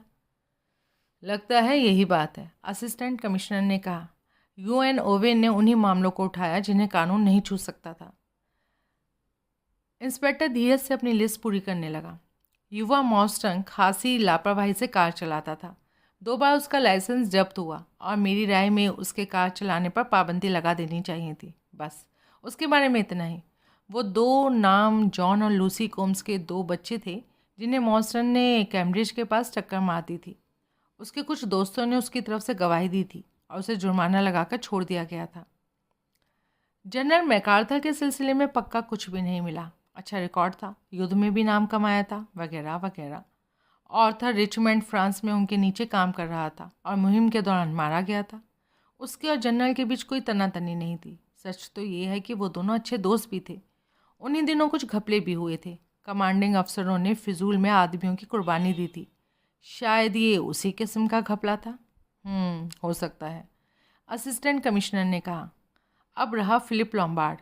लॉम्बार्ड विदेशों में कुछ बहुत अजीब से मामलों से जुड़ा रहा है। एक दो बार कानून तोड़ने के बहुत करीब भी आया था। हिम्मत के लिए और सही गलत का बहुत विचार न करने के लिए मशहूर था। ऐसा बंदा जो किसी अकेली दूर पार की जगह में कई लोगों को ठिकाने लगाने से परहेज ना करे। और फिर हम ब्लोर तक पहुंचते हैं। वो निश्चय ही हम में से एक था। मेन हिचकिचाया। असिस्टेंट कमिश्नर थोड़ा हिले। ब्लोर एक बुरा आदमी था? आप ऐसा सोचते हैं सर? मैं हमेशा ऐसे ही सोचता था, लेकिन वो चतुराई से बच निकलता था। मेरी राय में उसने लैंडर के मामले में झूठी गवाही दी थी। उस समय मैं इसके बारे में खुश नहीं था, लेकिन मुझे कुछ मिला नहीं। मैंने हैरिस को इस मामले पर लगाया, पर वो भी कुछ खोज नहीं सका। लेकिन अब भी मेरी राय है कि अगर हमें पता होता कि कैसे पता लगाएं, तो खोजने लायक कुछ था ज़रूर। वो आदमी सीधा साफ नहीं था। थोड़ी खामोशी छा गई। फिर सर टॉमस लेक ने कहा, और तुम कहते हो आइजैक मॉरिस मर चुका है? कब मरा वो? मैं सोच रहा था आप जल्दी ही इस पर आएंगे सर। आइजैक मॉरिस 8 अगस्त की रात को मरा। नींद की दवा ले ली, ज़रूरत से ज़्यादा। जहाँ तक मुझे पता चला, आम नींद की गोलियाँ। लेकिन ये पता नहीं चल सका कि वो एक्सीडेंट था या सुसाइड। जानना चाहोगे मैं क्या सोचता हूँ? मैं शायद मैं भाप सकता हूँ सर। मॉरिस की ये मौत बड़े मौके से हुई जान पड़ती है। इंस्पेक्टर मेन ने सर हिलाया। मेरा ख्याल था आप यही कहेंगे सर। असिस्टेंट कमिश्नर ने जोर से मेज़ पर मुक्का लगाया और चिल्लाकर कहा, सारा मामला अजीबोगरीब है, असंभव है। 10 लोग एक चट्टानी टापू पर मार दिए गए और हमें ये नहीं पता कि किसने उन्हें मारा था, क्यों और कैसे। खैर ये एकदम ऐसा नहीं है सर, मैन ने खासकर कहा। क्यों का जवाब हम जानते हैं कमोबेश। कोई संकी जिस पर न्याय का भूत सवार है, वो उन लोगों को दंड देने पर तुला हुआ था जो कानून की पहुंच से बाहर थे। उसने 10 लोग चुने। वो सचमुच दोषी थे या नहीं, इससे कोई फ़र्क नहीं पड़ता। कमिश्नर हिले। नहीं पड़ता? मुझे तो लगता है। वो रुक गए। इंस्पेक्टर मेन अदब से इंतज़ार करता रहा। लंबी सांस के साथ असिस्टेंट कमिश्नर ने सर हिलाया। कहते चलो। पल भर के लिए मुझे लगा कि मैं कहीं पहुंच गया था, उसका सुराग मिल गया था, पर वो पल बीत गया। जो तुम कह रहे थे उसे पूरा करो। 10 लोग थे सर, जिन्हें कहा जाए कि मौत की सज़ा मिलनी थी। उन्हें मौत की सज़ा दे दी गई। यूएन ओवेन ने अपना काम पूरा किया और फिर किसी न किसी तरह अपने को टापू से बाहर हवा में उछल करने में कामयाब हो गया। अव्वल दर्जे की गायब होने वाली चाल। लेकिन मैन, कोई ना कोई समाधान तो होगा। आप सोच रहे हैं सर कि अगर वो आदमी टापू पर नहीं था, वो टापू से निकला नहीं होगा, और जो इस मामले से जुड़े हैं उनके बयान के मुताबिक वो कभी टापू पर था ही नहीं। खैर, फिर तो एक ही जवाब है सर, वो उन 10 में से एक था। असिस्टेंट कमिश्नर ने सर हिलाया। मेन ने आगे आग्रह के साथ कहा, हमने इनके बारे में सोचा सर, इसकी पड़ताल की। अब ये देखिए कि सोल्जर आइलैंड पर क्या हुआ, इसे लेकर हम बिल्कुल अंधेरे में हों, ऐसा नहीं है। वेरा क्लेथॉन डायरी लिखती थी और एमिली ब्रेंट भी। बुढ़े वॉलग्रेम ने भी कुछ नोट बनाए थे, सूखे, कानूनी, संक्षिप्त से। अब लोन ने भी नोट तैयार किए थे। ये सारे आपस में मेल खाते हैं। मौतों का सिलसिला ये था: मॉर्स्टन, श्रीमती Rogers, MacArthur, Rogers, miss Brent, Wargrave. उनकी मौत के बाद वेरा की डायरी कहती है कि आर्मस्ट्रॉन्ग रात में मकान के बाहर गया और लॉम्बार्ड और ब्लोर्स का पीछे गए। ब्लोर की डायरी में बस एक और बात दर्ज है, सिर्फ 3 शब्द: आर्मस्ट्रॉन्ग गायब है। अब सर, सब बातों को ध्यान में रखते हुए मुझे ऐसा लगता है कि हमें यहाँ एक बहुत अच्छा हल मिल सकता है। आर्मस्ट्रॉन्ग डूब कर मरा था, ये आपको पता है। मान लें आर्मस्ट्रॉन्ग पागल था, तो फिर उसे बाकी सबको मारने के बाद कगार से छलांग लगाकर आत्महत्या करने से या फिर दूसरे किनारे पर तैरकर जाने से कौन रोकता? ये अच्छा समाधान था, मगर इससे काम नहीं चलेगा। नहीं सर, बिल्कुल नहीं। सबसे पहले तो पुलिस के डॉक्टर की गवाही है। वो 13 अगस्त की सुबह टापू पर पहुंचा। वो हमारी मदद करने लायक कुछ खास नहीं कह सका। कुल मिलाकर उसका कहना यही था कि सभी लोग कम से कम 36 घंटे या इससे भी काफ़ी समय पहले के मरे थे। लेकिन आर्मस्ट्रॉन्ग के बारे में उसने काफ़ी पक्के तौर पर बताया। कहा कि उसकी लाश के बहकर आने से पहले वो 8 से 10 घंटे तक पानी में रहा होगा। इससे ये हिसाब बनता है आर्मस्ट्रॉन्ग 10 और 11 तारीख के बीच की रात किसी समय समुद्र में गया होगा, और मैं बताता हूँ क्यों। हमने वो जगह खोजी जहाँ उसकी लाश बहकर आई थी। वो 2 चट्टानों के बीच फंसी थी और उन चट्टानों पर कपड़ों के टुकड़े, बाल वगैरह चिपके हुए थे। लाश वहाँ ज्वार के समय 11 तारीख को आ फंसी होगी, यानी सुबह 11 बजे के करीब। उसके बाद तूफान थम गया। उसके बाद के ज्वार के निशान काफ़ी नीचे हैं। मेरा ख्याल है आप ये कह सकते हैं कि उस रात समुद्र में जाने से पहले आर्मस्ट्रॉन्ग बाकी तीनों को ठिकाना लगाने में सफल हो गया था। लेकिन एक और बात है जिसे नज़रअंदाज नहीं किया जा सकता। आर्मस्ट्रॉन्ग की लाश को घसीटकर पानी की रेखा के ऊपर लाया गया था। हमने उसे ऐसी जगह पाया जहां ऊंची लहरें भी नहीं पहुंच सकती थी, और वो ज़मीन पर ठीक ठाक ढंग से लिटाई गई थी। तो ये एक बात पक्के तौर पर तय कर देती है कि आर्मस्ट्रॉन्ग के मरने के बाद टापू पर कोई जिंदा बचा था। वो रुका, फिर उसने आगे कहा, और फिर ठीक ठीक क्या बचता है? 11 तारीख की सुबह ये स्थिति है। आर्मस्ट्रॉन्ग गायब, यानी कि डूब गया है। अब 3 लोग बचते हैं, लॉम्बार्ड, ब्लोर और वेरा क्लैथॉन। लॉम्बार्ड को गोली मारी गई थी। उसकी लाश नीचे समुद्र के नज़दीक थी, आर्मस्ट्रॉन्ग की लाश के पास। वेरा क्लैथॉन अपने सोने के कमरे में फांसी पर लटकी पाई गई। ब्लोर की लाश टेरेस पर थी। उसका सर संगमरमर की एक भारी घड़ी से कुचला हुआ था, जो यही मानना होगा कि ऊपर खिड़की से उस पर गिराई गई। असिस्टेंट कमिश्नर ने फ़ौरन कहा, किसकी खिड़की से? वेरा क्लैथॉन की। अब सर इन सब मामलों को अलग अलग लीजिए। पहले फिलिप लॉम्बार्ड। फ़र्ज़ कीजिए हम कहें कि उसने ब्लोर के सर पर वो संगमरमर का ठोका गिराया। फिर उसने वेरा क्लैथॉन को बेहोश करके लटकाया। अंत में समुद्र तट पर जाकर खुद को गोली मार दी। अगर ऐसा है तो उसे रिवॉल्वर कौन ले गया? क्योंकि वो रिवॉल्वर सीढ़ियों के ऊपर दरवाजे के पास अंदर पाई गई, वॉलग्रेव के कमरे के पास। उस रिवॉल्वर पर कोई उंगलियों के निशान मिले? जी, वेरा क्लैथॉन के। लेकिन तब मैं जानता हूँ आप क्या कहने जा रहे हैं सर, कि वो वेरा क्लैथॉन थी। उसने लॉम्बार्ड को गोली मारी, रिवॉल्वर वापस घर ले गई, ब्लोर पर संगमरमर का ठोका गिराया और फिर खुद पर फांसी लगा रही। और ये एक सीमा तक ठीक लगता है। उसके कमरे में एक कुर्सी है और उस पर सिवार के वैसे ही निशान है जैसे उसके जूतों पर। लगता है वो कुर्सी पर खड़ी हुई, फंदा अपने गर्दन में डाला और ठोकर से कुर्सी धकेल दी। लेकिन कुर्सी गिरी हालत में नहीं मिली।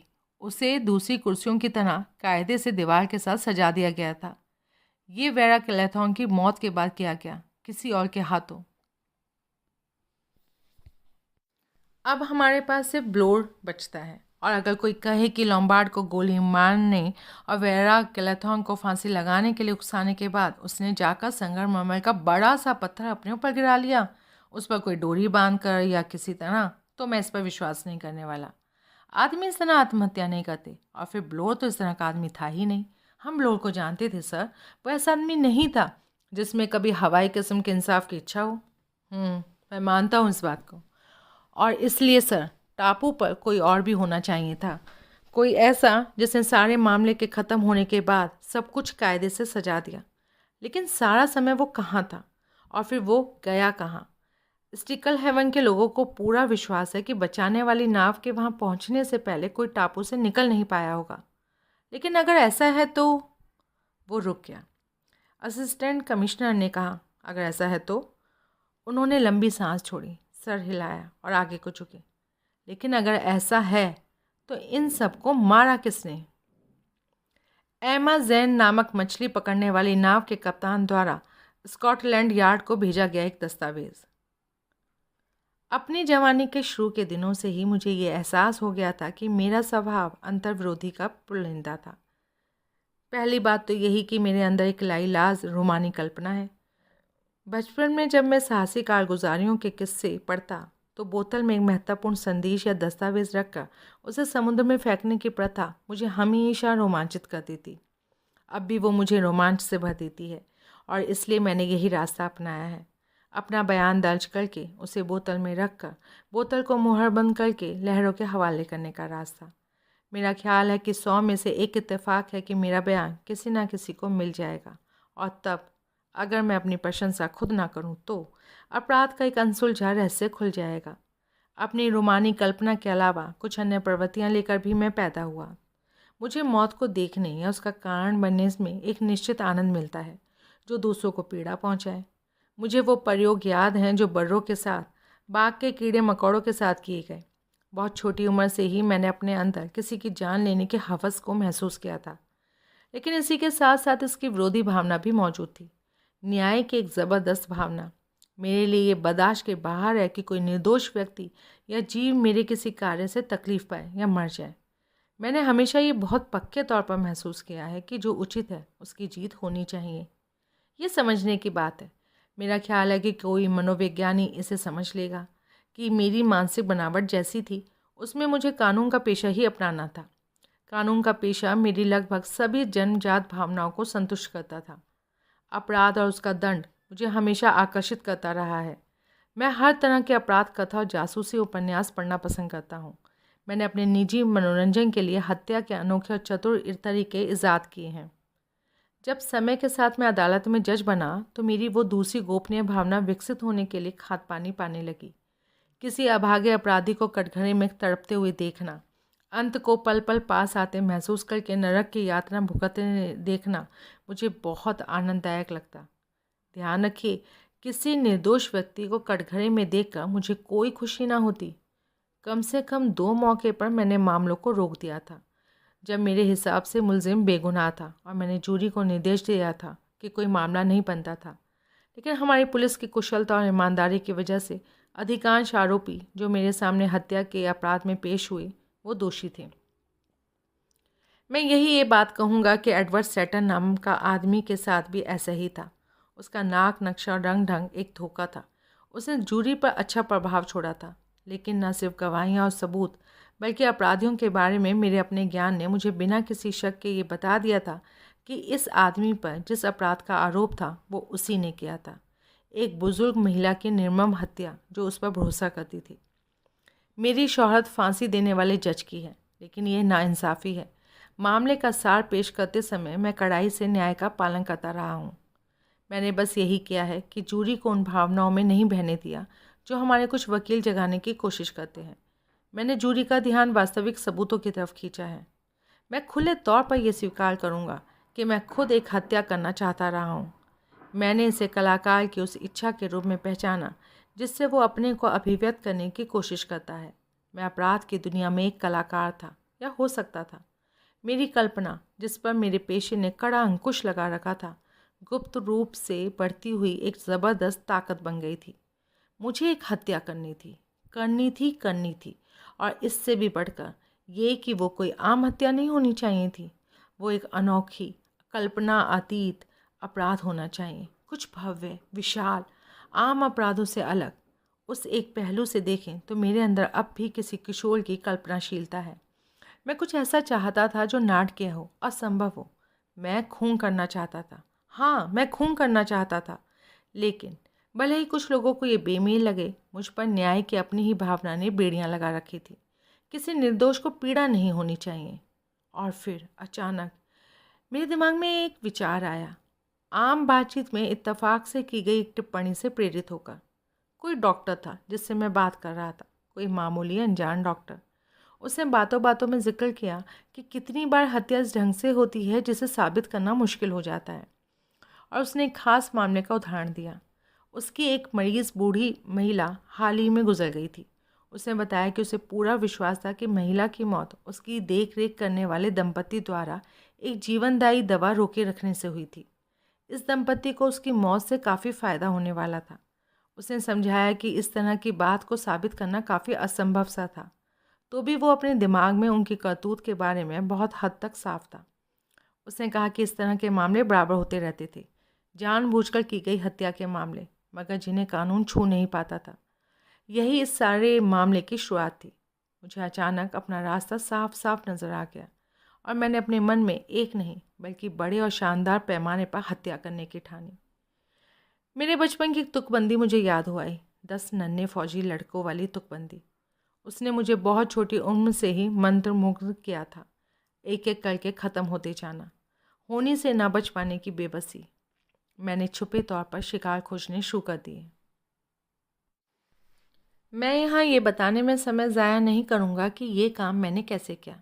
मेरे पास सवालों का एक बना बनाया सिलसिला था जो बातचीत के दौरान मैं लोगों से पूछ लिया करता था, लगभग सभी से जिनसे मैं मिलता, और जो नतीजे मुझे हासिल हुए वो हैरत अंगेज़ थे। एक बार जब मैं एक नर्सिंग होम में था, मुझे डॉक्टर आर्मस्ट्रॉन्ग के मामले का पता चला।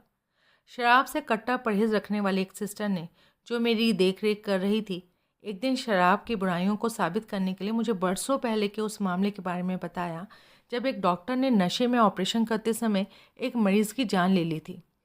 सिस्टर से बातों बातों में ये पूछ कर कि उसने कहाँ ट्रेनिंग ली थी वगैरह वगैरह, मैंने ज़ोरी ब्यौरे इकट्ठे कर लिए और फिर डॉक्टर और मरीज़ का पता लगा लिया। मेरे क्लब में 2 फौजियों की गपशप ने मुझे जनरल मैकार्थर का नाम सुझाया। दक्षिण अमेरिका की अमेज़न नदी के इलाके से लौटे एक आदमी ने फिलिप लॉम्बार्ड के विनाशकारी गतिविधियों की जानकारी दी। एक नाराज़ मेम साहब ने कट्टर धार्मिक एमिली ब्रेंट और उसकी अभागी नौकरानी का किस्सा सुनाया। एंटनी मॉन्स्टन को मैंने ऐसे ही अपराध करने वाले बड़े समूह से चुना। उसकी बेहिंता लापरवाही और जिनकी जानें उसकी वजह से गई थी, उनके प्रति ज़रा भी जिम्मेदारी ना महसूस करने की उसकी फितरत मेरी नज़र में समाज के लिए खतरनाक थी और वो जीने के काबिल नहीं था। पूर्व इंस्पेक्टर ब्लोर स्वाभाविक रूप से मेरी नज़र में आ गया। मेरे कुछ हम पेशा लैंडर वाले मामले की चर्चा कुछ खुले तौर पर कर रहे थे। मुझे ये अपराध गंभीर लगा। कानून के सेवक होने के नाते पुलिस वालों को खास तौर पर ईमानदार होना चाहिए, क्योंकि उनके शब्दों पर जल्दी विश्वास किया जाता है। अंत में वेरा क्लाथॉन का मामला। मैं जहाज से अटलांटिक महासागर पार कर रहा था। एक रात देर गए धूम्रपान वाले कक्ष में मेरे साथ बस एक और व्यक्ति था, ह्यूगो हैमिल्टन नाम का खूबसूरत नौजवान। ह्यूगो हैमिल्टन दुखी था। इस दुख को दूर करने के लिए उसने काफ़ी पी ली थी। वो राज बांटने वाली भावुक मनोदशा में था। मुझे नतीजे की बहुत आशा तो नहीं थी, पर मैंने अपने बने बनाए ढर्रे पर बातचीत शुरू करी। उसकी प्रतिक्रिया चौंकाने वाली थी। उसने कहा, आप सही कहते हैं, हत्या वो नहीं है जो ज़्यादातर लोग समझते हैं, किसी को जहर दे देना, ऊंचाई से धकेल देना, उस तरह का मामला। वो अपने चेहरे को मेरे चेहरे के करीब लाकर बोला, मैं एक हत्यारी औरत को जानता था, और इससे भी बढ़कर मैं उस पर पागल था। भगवान मेरी मदद करे। कभी कभी मुझे लगता है कि अब भी हूँ। नरक है ये, मैं आपको बताता हूँ, नरक है।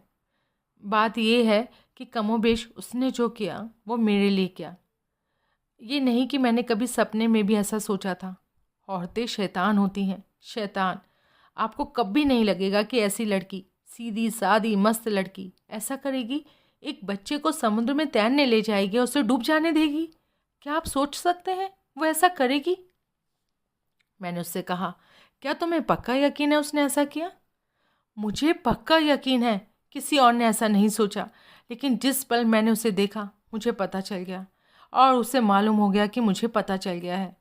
उसने जो बात नहीं समझी वो ये कि मैं उस बच्चे को बहुत प्यार करता था।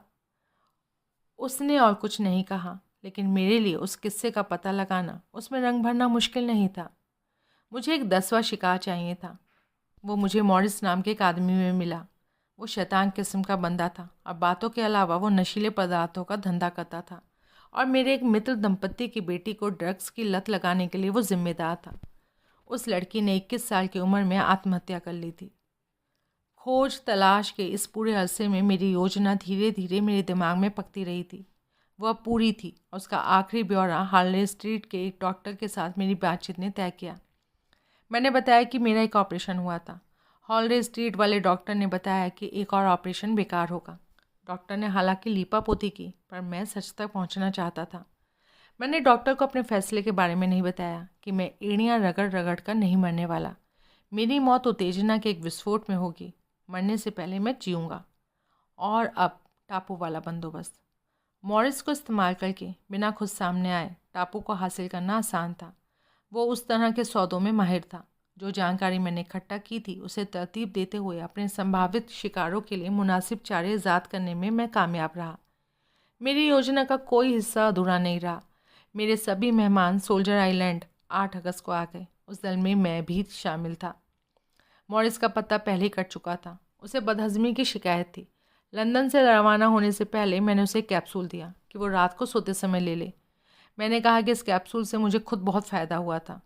इस बात का मुझे कोई डर नहीं था कि वो कोई फंसाने वाला कागज़ वगैरह पीछे छोड़ेगा। वो इस तरह का आदमी नहीं था। टापू पर मौतों के सिलसिले पर मैंने ख़ास तौर पर गौर किया था। मेरे मेहमानों में गुनाह के अलग अलग दर्जे थे। जिनका गुनाह हल्का था उन्हें पहले से दहा जाना चाहिए था और लंबी मानसिक वेदना और भय नहीं भुगतना चाहिए जो ज़्यादा ठंडे दिमाग से हत्या करने वालों को भुगतनी थी। एंटनी मॉर्स्टन और श्रीमती रॉजर्स पहले मरे, एक फ़ौरन और दूसरी शांति की नींद से। मॉर्स्टन में नैतिक जिम्मेदारी का ये एहसास ही नहीं था कि जो हम में से ज़्यादातर लोगों में होता है। वो नैतिकता से परे था। श्रीमती रॉजर्स ने, मुझे कोई शक नहीं था, अपने पति के असर में वो सब किया था। मुझे विस्तार से ये बताने की ज़रूरत नहीं कि ये दोनों कैसे मरे। पुलिस बड़ी आसानी से इसका पता लगा लेगी। पोटेशियम साइनाइड बड़ी आसानी से घर गृहस्थी चलाने वालों को मिल जाता है जो बर्रों को मारना चाहते हैं। मेरे पास थोड़ा सा था और उसे मॉर्स्टन के गिलास में चुपके से सड़का देना मुश्किल नहीं था जब ग्रामोफोन के रिकॉर्ड को सुनने के बाद हल्ला मचा हुआ था। हाल में दर्द के दौरों से निपटने के लिए मुझे नींद की दवा दी गई थी, क्रोलर हाइड्रेट। मैं इसे इकट्ठा करता रहा जब तक कि मेरे पास वो भारी मात्रा में जमा ना हो गई। जब रॉजर्स अपनी पत्नी के लिए ब्रांडी लाया, जिसे उसने एक मेज़ पर रख दिया, तो उस मेज़ के पास से गुजरते हुए मैंने दवा ब्रांडी में डाल दी। ये सब आसान था क्योंकि तब तक शक सुबह ने अपने पंजे नहीं फैलाए थे। जनरल मैकार्थर की मौत बड़े आराम से हुई। उन्होंने मुझे अपने पीछे आते नहीं सुना। मुझे टेरिस से जाने और आने का समय बहुत सावधानी से तय करना था, लेकिन सब कुछ ठीक ठाक रहा। जैसा कि मैंने उम्मीद की थी, टापू की खोजबीन की गई और ये पता चला कि हम सातों के अलावा वहाँ और कोई नहीं था। इससे फ़ौरन संदेह का एक वातावरण तैयार कर दिया। मेरी योजना के मुताबिक मुझे जल्दी ही एक सहयोगी की ज़रूरत पड़ने वाली थी। मैंने डॉक्टर आर्मस्ट्रॉन्ग को चुना। वो सीधे सादा विश्वासी किस्म का आदमी था। मुझे नाम और शोहरत से जानता था और उसके लिए ये सोचना असंभव था कि मेरी हैसियत का आदमी हत्यारा भी हो सकता था। उसका सारा शक लॉम्बार्ड पर था और मैं इससे राज़ी होने का दिखावा करता रहा। मैंने उसे संकेत दिया कि मेरे पास ऐसी योजना है जिससे हत्यारे को फंसाकर अपना भेद खुद खोलने पर विवश किया जा सकेगा। हालांकि सबके कमरे की तलाशी ली जा चुकी थी, लेकिन लोगों की तलाशी अभी तक नहीं ली गई थी। वो जल्दी ही ली जाने वाली थी। मैंने रॉजर्स को 10 अगस्त की सुबह मारा। वो आग जलाने के लिए लकड़ियों को चीर रहा था। उसने मुझे आते नहीं सुना। खाने के कमरे की चाबी मुझे उसकी जेब में मिली। उसने पिछली रात को उसे बंद किया था। रॉजर्स की लाश के मिलने की अफरा तफरी में मैं चुपके से लॉम्बार्ड के कमरे में गया, उसका रिवॉल्वर उठा लाया। मैं जानता था उसके पास रिवॉल्वर होगा, बल्कि मैंने मॉरिस को हिदायत दी थी कि वो उसे इसका सुझाव दे जब वो उससे बात करे। नाश्ते के बाद जब मैं मिस ब्रेंट के दोबारा कॉफ़ी दे रहा था, मैंने क्रोलर की आखिरी खुराक मिस ब्रेंट की कॉफ़ी में डाल दी। हम उन्हें खाने के कमरे में छोड़ गए। कुछ समय बाद मैं चुपके से वहाँ गया। वो लगभग बेसुध थी और उन्हें साइनाइड का इंजेक्शन देना आसान था। भौरे वाला खेल थोड़ा बचकाना था, पर वो मुझे अच्छा लगा। वैसे भी मैं उस तुकबंदी के अनुसार काम करना चाहता था। इसके फ़ौरन बाद वही हुआ जिसकी मैंने उम्मीद लगा रखी थी, यहाँ तक कि खुद सुझाया भी था। हम सबकी ज़बरदस्त तलाशी हुई। मैंने रिवॉल्वर को पहले ही छुपा दिया था और अब मेरे पास ना तो साइनाइड था ना क्लोरर। यही वो समय था जब मैंने आर्मस्ट्रॉन्ग को बताया कि हम अपनी योजना कैसे लागू करेंगे। सीधी बात थी, मुझे अगले शिकार का नाटक करना था। इससे शायद हत्यारा घबरा जाए। वैसे भी जब मुझे मरा हुआ मान लिया जाएगा तो मेरे लिए घर में घूमना फिरना और अनजान हत्यारे पर नज़र रखना आसान हो जाएगा। आर्मस्ट्रॉन्ग को ये विचार पसंद आया था। हमने उस शाम उसे लागू किया। माथे पर लाल मिट्टी का टीका, लाल पर्दा और ऊन और मंच तैयार था। मोमबत्तियों की लौ बहुत हिलती थी और इस मध्यम रोशनी में सिर्फ आर्मस्ट्रॉन्ग ही था जो नज़दीक से मेरी जांच परख करने वाला था। ये बहुत शानदार ढंग से सफल रहा। मिस क्लेथॉर्न को जब वो सिवार मिली तो मैंने उसके कमरे में सोच समझ कर लटकाई थी, तो उसने चीख चीख कर घर को सर पर उठा लिया। वो सब ऊपर को भागे और मैं कत्ल किए गए आदमी की तरह कुर्सी पर जा बैठा। मुझे जब उन्होंने देखा तो उन पर वही असर हुआ जो हमने सोचा था। आर्मस्ट्रॉन्ग ने बड़े पेशेवर ढंग से अपनी भूमिका निभाई। वो मुझे उठाकर ऊपर ले गए और मुझे बिस्तर में लिटा दिया। किसी को मेरी चिंता नहीं थी। वो सब आपस में ही बहुत डरे हुए और आतंकित थे। रात के 1:45 मैं घर के बाहर आर्मस्ट्रॉन्ग से मिला। मैं उसे घर के थोड़ा पीछे कगार के सिरे तक ले गया। मैंने कहा कि यहाँ से हम देख सकेंगे कि कोई हमारी तरफ आता है या नहीं, और हमें घर से कोई नहीं देख सकेगा। उसे अब भी कोई संदेह नहीं था, हालांकि उसे खबरदार हो जाना चाहिए था अगर उसने तुकबंदी याद रखी होती। एक निकल गया नकली चारा। उसे नकली चारा बराबर निकल लिया। बहुत आसान था फिर तो। मैंने उत्तेजित होकर आवाज़ की, कगार से नीचे झाँका। उसे कहा कि वो देखे, नीचे वो गुफा का मुंह तो नहीं था। वो आगे को झुक गया। तेज़ी से एक ज़ोरदार धक्का देने पर उसका संतुलन डगमगाया और वो नीचे उछाल मार रही लहरों में जा गिरा। मैं घर की तरफ लौट आया। वो मेरी आहट रही होगी जो ब्लोर ने सुनी। आर्मस्ट्रॉन्ग के कमरे में लौटने के कुछ मिनट बाद मैं उससे बाहर आ गया, इस बार थोड़ी बहुत आवाज़ करता हुआ ताकि कोई सुन ज़ोर ले। सीढ़ियों के नीचे पहुंचने पर मैंने ऊपर एक दरवाज़ा खुलते सुना। उन्हें मेरी झलक मिली होगी जब मैं सामने के दरवाजे से बाहर गया। मेरे पीछे आने में उन्हें 1-2 मिनट लगे। इस बीच में सीधे घर का चक्कर काट कर खाने के कमरे की खिड़की से अंदर आ गया, जो मैंने खुली छोड़ दी थी। मैंने खिड़की बंद कर दी और बाद में कांच तोड़ दिया। फिर मैं ऊपर जाकर अपने पलंग पर लेट गया। मैंने अंदाज़ा लगाया था कि वो फिर घर में खोजबीन करेंगे, लेकिन किसी लाश को नज़दीक से नहीं देखेंगे। बस जल्दी से चादर को थोड़ा सा हटाकर तसल्ली कर लेंगे कि आर्मस्ट्रॉन्ग किसी लाश का भेस बनाए तो नहीं पड़ा। और ठीक वैसा ही हुआ। मैं कहना भूल गया कि मैंने रिवॉल्वर को दोबारा लॉम्बार्ड के कमरे में रख दिया था। हो सकता था किसी को दिलचस्पी इसमें हो कि वो कहाँ छुपाया गया हो। भंडार में घेर में जो डब्बे घर था, जहाँ पे डब्बे बंद रखे हुए थे, उनमें खाने का सामान था। मैंने सबसे नीचे का एक डब्बा खोला। बिस्किट थे उसमें शायद, और रिवॉल्वर उसमें रख कर ढक्कन बंद कर दिया। मुझे अनुमान था कि कोई एक एक डब्बा खोलकर नहीं देखेगा, ख़ास तौर पर तब जब ऊपर के सारे डब्बे टांका लगाकर बंद किए गए थे। लाल पर्दा मैंने बैठक की कुर्सी के छींटदार कवर के नीचे तहाकर रख छोड़ा था। ऊन कुर्सी के पैंदे में छोटा सा छेद बनाकर रखती थी। और अब आया वो लम्हा जिसकी मैंने उम्मीद की हुई थी। 3 लोग जो एक दूसरे से बेतरह डरे हुए थे कि कुछ भी हो सकता था, और उनमें से एक के पास रिवॉल्वर थी। मैं उन पर मकान की खिड़कियों से नज़र रखता रहा। जब ब्लोर अकेला आया तो वो भारी घड़ी मेरे पास तैयार थी। ब्लोर का प्रस्थान। अपनी खिड़की से मैंने वेरा क्लेथॉन को लॉम्बार्ड पर गोली चलाते देखा। वो बड़ी हिम्मत वाली और चतुर लड़की थी। मेरा हमेशा से ख्याल था कि वो लॉम्बार्ड पर भारी पड़ती थी। जैसे ही ये हुआ, मैंने उसके सोने के कमरे में मंच तैयार कर दिया। वो एक दिलचस्प मनोवैज्ञानिक प्रयोग था। क्या उसके अपने गुनाह का एहसास एक आदमी को अभी अभी गोली मारने से उपजा तनाव इस बात के लिए काफ़ी होगा कि उसके कमरे के वातावरण के असर से मिलकर उसे खुद अपनी जान लेने के लिए आमादा कर दे? मेरा ख्याल था कि ऐसा ही होगा, और मैं सही था। वेरा क्लैथॉर्न ने मेरी आंखों के सामने खुद को फांसी लगा ली। मैं बड़ी अलमारी की छाया में खड़ा था। और अब आखिरी चरण।